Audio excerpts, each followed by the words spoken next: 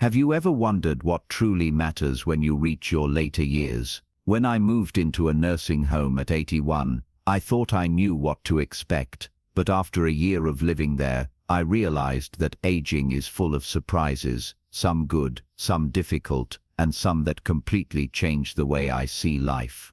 In this video, I will share 7 things I learned after a year in a nursing home, lessons that could help you or someone you love navigate aging with wisdom and grace. Some of these insights might confirm what you already suspect, while others might challenge the way you think about getting older. Either way, by the end of this video, you will walk away with a deeper understanding of what it really means to age well, and maybe even see your future in a whole new light. Stay with me until the end, because the last lesson is the one that made the biggest impact on me, and it might change the way you approach your own aging journey forever. And if you haven't subscribed yet, I recommend you do so now and turn on the bell so you do not miss any of our upcoming videos on aging, wisdom, and living well. Now, let's get started. Number 1. Loneliness is a choice, not a sentence. When I first moved into the nursing home, I expected to feel lonely. I had lost my spouse years ago, my children were busy with their own lives, and most of my old friends had either passed away or moved far away. I assumed loneliness was just part of getting older, something I would have to accept. But after a year of living here, I learned something that changed my perspective completely. Loneliness is not a condition, it is a choice. I have seen 2 types of people in this place. There are those who sit in their rooms all day, waiting for someone to visit, convinced that no one cares about them, and then there are those who walk down the hall, smile at others, start conversations, and make an effort to be part of something. The difference between these 2 groups is not their circumstances, it is their mindset. One woman I met, Margaret, taught me this lesson. She had no family nearby, no visitors, and yet she was one of the happiest people I had ever met. I asked her how she stayed so positive. She laughed and said, "I knock on doors, I sit at full tables, and I never wait for happiness to find me, I go looking for it." That stuck with me, so I tried it. Instead of staying in my room, I started saying hello to people in the hallway. I joined a card game, even though I had not played in years. I asked people about their lives, their families, their stories, and something incredible happened. My world got bigger. The more I put myself out there, the more people responded. I was not just passing time anymore, I was building relationships. I learned that loneliness is not about being alone, it is about choosing to stay disconnected. There will always be opportunities to talk, to laugh, to connect, but only if we take them. If you find yourself feeling lonely, ask yourself, am I waiting for someone to come to me, or am I taking the first step? Because the truth is, the people who wait often stay lonely, but the ones who reach out, they find companionship, purpose, and even joy. Number 2. Independence fades faster if you let it. When I first arrived at the nursing home, I saw a familiar pattern. Residents who were once capable of doing things for themselves slowly stopped trying. A man named Richard, who had always been strong and self-sufficient, started asking for help with the smallest tasks, things he had done his entire life. At first it seemed harmless, but within months he became weaker, less confident, and more dependent on others. The truth is, when you stop using your abilities, you start losing them. I learned quickly that maintaining independence is an active choice. It is easier to let someone else bring you a cup of coffee than to get up and pour it yourself. It is easier to take the elevator than to walk a few extra steps. But every time you take the easy route, you give up a little more of your strength, your mobility, and your sense of self. And once you give it up, getting it back is nearly impossible. That is why I made a rule for myself. If I can do it, I will do it. Even if it takes me longer, even if it is uncomfortable, even if I feel like I do not need to. I take the stairs when I can. I dress myself every morning without assistance. I stand up and move, even when I don't feel like it. It is not about proving anything to anyone. It is about holding on to what I have for as long as I can. Aging does not take away our independence overnight. It happens in tiny moments, little decisions that seem unimportant at the time, but over weeks, months, and years they add up. I have seen people give up their independence without even realizing it, simply because they did not fight to keep it. So if you are still living on your own, do not let convenience steal your ability. Move, stretch, lift, stand, whatever you can do, keep doing it. Because the moment you stop, you start sliding toward a place where you will need help for everything, and that is a place you do not want to be. If you're still watching this video and finding these insights valuable, please comment number 2 below to let me know you're here. And if you haven't subscribed yet, I recommend you subscribe and turn on the bell so you don't miss any videos. Your support helps us continue creating good content to inform and inspire you. Now let's move forward. Number 3. Health declines when routine disappears. When I first arrived at the nursing home, I noticed something strange. Some residents seemed sharp, engaged, and full of life, while others seemed to fade away, losing energy and interest in everything around them. At first I thought it was just a matter of health. Some people were simply stronger than others, but over time, I realized the real difference was something else entirely: routine. I met a man named George, a retired teacher in his late 80s. Every morning, like clockwork, he woke up at the same time, shaved,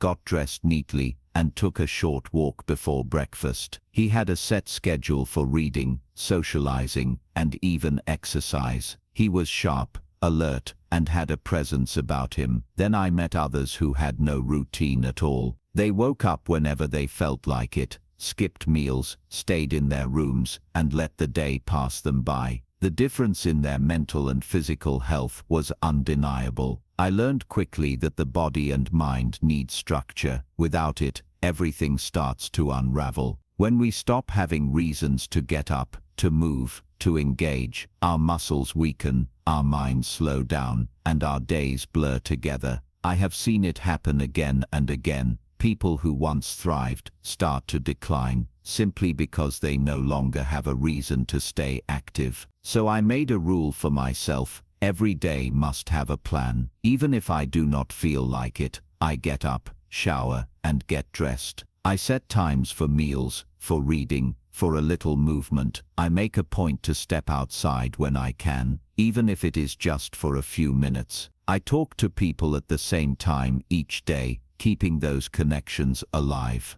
It is not about keeping busy, it is about staying engaged with life. Aging is not just about the body growing old, it is about what we do with our days. Those who let go of structure often lose their spark, but those who create and stick to a routine, no matter how simple, stay sharper, stronger, and more alive. I have seen it with my own eyes, and I can tell you, if you want to stay independent, if you want to feel like yourself for as long as possible, build a routine and stick with it. It may seem small, but over time, it makes all the difference. Number 4, your attitude shapes your experience. When I moved into the nursing home, I assumed that the happiest residents were the ones in the best health, the ones who could still walk easily, who had frequent visitors, who had no major medical problems. But I was wrong. Some of the healthiest people I met were miserable, constantly complaining, dwelling on what they had lost. Meanwhile, some of the happiest residents were the ones with the most challenges: people in wheelchairs, people with memory issues, people who had outlived their closest friends. What made the difference? Attitude. I met a woman named Eleanor, 86 years old, who had severe arthritis that made it difficult for her to move. She could have spent her days focusing on the pain, the limitations, the unfairness of it all. Instead,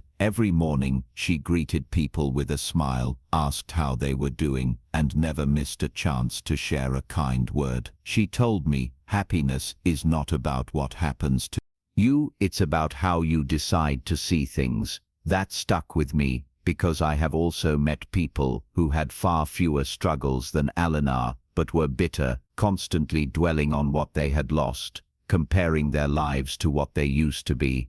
The truth is, if you spend all your time focusing on what is gone, you will never enjoy what is still here. Aging brings changes, that is unavoidable, but what we choose to focus on, that is what shapes our experience. Every single day I remind myself, I can either focus on what I miss, or I can focus on what I still have. I can either complain about what is hard, or I can be grateful for what is still possible. I can either let the past define me, or I can embrace what is left of the present. I have learned that happiness is not something that just happens. It is something we create, something we practice, and the people who age the best are not the ones with the best circumstances, but the ones with the best mindset. If you wake up every morning expecting things to be worse, they will be. But if you wake up choosing to find something good in the day, you will. It really is that simple. If you're still watching this video and finding these insights valuable,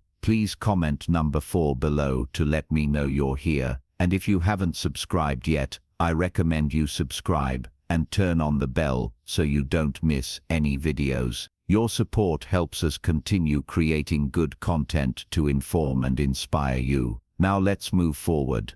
Number 5. Family visits are unpredictable, but friendships sustain you. When I first moved into the nursing home, I thought that family visits would be the highlight of my days. And at first they were seeing my children, my grandchildren, catching up on their lives. It gave me something to look forward to. But as time went on, the visits became less frequent. Life got busy, schedules got complicated, and sometimes weeks would pass without a visit. At first it hurt. I found myself waiting, hoping, feeling disappointed when the phone did not ring. Then I noticed something. The people who spent all their time waiting for family visits were often the loneliest. But the ones who built friendships inside the nursing home, they always had someone to talk to, always had a reason to smile. That was when I realized, family is important, but friendships are what keep you going. I met a man named Albert. He had a son who lived 2 hours away, and only visited once every few months. But Albert never seemed sad or lonely. Every morning, he had coffee with a small group of friends. He played cards in the afternoon, shared meals with people he cared about, and always had someone to laugh with. One day, I asked him how he managed to stay so positive, despite not seeing his son very often. He smiled and said, "I stopped counting the visits and started counting the people who were here every day. That changed everything for me. Instead of focusing on when my family would visit, I started focusing on the people around me. I made an effort to sit with different groups at meals, to check in on my neighbors, to join in on activities, even when I felt like staying in my room. And the more I did, the less lonely I felt." The truth is, our families love us, but they have their own lives, their own responsibilities, and as much as they care, they cannot always be there as often as we might want. That is not a reflection of their love, it is just life. But we can choose to let that make us feel forgotten, or we can choose to build connections right where we are. I have seen it again and again. People who sit and wait for family visits often feel disappointed. But those who put effort into making friends, into being part of something, into forming relationships with the people they see every day, they thrive. Because at the end of the day, love is not just about who is related to you, it is about who shows up, who cares, and who makes your world feel a little less lonely. And more often than not, those people are not the ones who share your blood, but the ones who share your days. Number 6. The past becomes more vivid, but the present still matters. One of the strangest things about getting older is how the past starts to feel more real than the present. I can remember details from my childhood with absolute clarity. The way my mother's kitchen smelled, the songs that played on the radio, the sound of my best friend's laughter when we were kids. But ask me what I had for lunch yesterday, and I might have to think for a moment. I have noticed this in others too. Conversations in the nursing home often drift toward the past, stories of old jobs, young love, the way things used to be, and I understand why. The past is familiar, comforting. It is a place where we were strong, where we were needed, where life felt bigger. But there is a danger in spending too much time looking backward. It can make us forget that we are still here. I once met a man named Frank. He was 89, and he could tell stories about his younger days in stunning detail. But that was all he talked about, the past. He never joined activities, never asked anyone about their lives, never seemed interested in the present moment. It was as if he had decided his life was already over, even though he was still very much alive. Then there was Helen. She was 84 and also loved reminiscing about her past, but she never let it stop her from living in the now. She was always curious, always trying new things. I remember her once saying, "I have more yesterdays than tomorrows, but that doesn't mean today doesn't count." That stuck with me, because the truth is, nostalgia is a gift. It reminds us of where we came from, of the lives we built, of the moments that shaped us. But it should never come at the cost of the present. We still have conversations to enjoy, meals to savor, people to connect with, and moments to be part of. Life may not look the way it once did, but it is still happening, and if we spend too much time in the past, we risk missing what is left of the present. So yes, tell your stories, remember your best days, smile at the memories that warm your heart, but do not forget to look around you, to stay engaged, to keep living, because no matter how many years we have behind us, the time we have now still matters. If you're still watching this video and finding these insights valuable, please comment number 6 below to let me know you're here. And if you haven't subscribed yet, I recommend you subscribe and turn on the bell so you don't miss any videos. Your support helps us continue creating good content to inform and inspire you.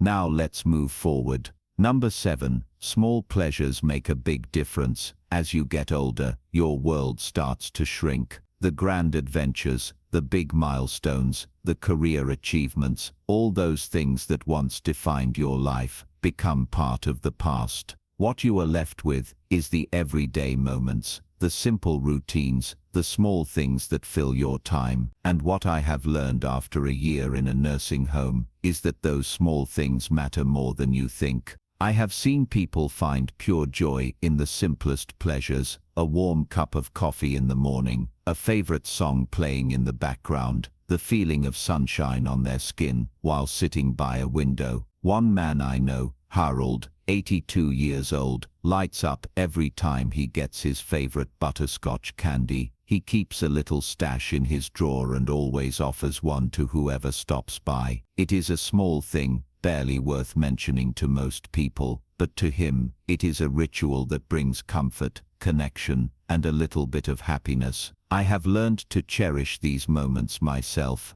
There is something special about the first sip of hot tea in the morning, the sound of birds outside my window, the familiar voices of friends greeting me in the hallway. When life slows down, these tiny moments become the highlights of the day, and I have seen it. Those who embrace them, who savor them, who take time to appreciate the small joys around them, are the ones who remain the most content. On the other hand, I have also seen people who focus only on what they no longer have, the trips they can no longer take, the foods they can no longer eat, the things they can no longer do, and the more they focus on what is missing, the less they see what is still there. That is when bitterness creeps in, when days feel empty, when nothing seems to bring joy anymore. The truth is, happiness does not always come from the big things. Sometimes, it is just a good meal, a kind conversation, a quiet moment of peace. And when you learn to appreciate those things, life becomes a little brighter, no matter where you are, no matter what stage of life you're in. So take a deep breath. Notice something small around you right now, a sound, a smell, a taste, a feeling that brings even the slightest bit of joy. Hold on to it. Because in the end, it is not the big events that make life meaningful, but the small pleasures that make each day worth living. Final thoughts. After a year in a nursing home, I have learned that aging is not just about growing older. It is about how we choose to experience the years we have left. Independence fades if we let it, but if we stay active and engaged, we hold on to more than we think. Loneliness is not an unavoidable fate. It is a choice, and the more we reach out, the more connected we feel. Routine is not just a way to pass time. It is the foundation that keeps our bodies and minds strong. Attitude is everything. The happiest people I have met are not the ones with perfect health, but the ones who decide to focus on what they still have, instead of what they have lost. Family visits may not always be frequent, but friendships can fill the gaps and bring steady companionship. The past will always be with us, but if we spend all our time looking back, we risk missing the moments that still remain. And in the end, it is the little things, the morning coffee, the laughter, the sunlight streaming through a window, that bring the deepest sense of joy. If there is one thing I want you to take away from this, it is this: life does not end when things change. There is still room for connection, for growth, for happiness, if we are willing to embrace it. Thank you for joining us today. We'd love to hear from you. Leave a comment below and share one thing you learned today and how you plan to use it in your life. Your thoughts are important to us, so do not hesitate to share them. Reading your comments gives us great motivation and encouragement. If you enjoyed this video and found it helpful, please like, subscribe, and share. Your support helps us continue creating good content to inform and inspire you. Thanks for watching, and we look forward to seeing you in the next video.